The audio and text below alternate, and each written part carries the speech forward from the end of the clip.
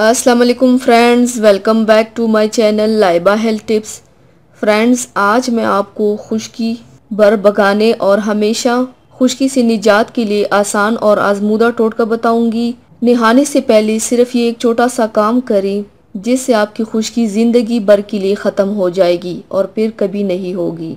तो चलिए शुरू करते हैं, पर इसके पहले प्लीज़ मेरे चैनल को सब्सक्राइब कर लीजिए और बेल आइकन को दबाइए एवरी लेटेस्ट ब्यूटी अपडेट को सबसे पहले पाने के लिए। खुश्की का आजमूदा टोटका वो ये है और आपने ये अमल नहाने से 1 घंटा पहले करना है।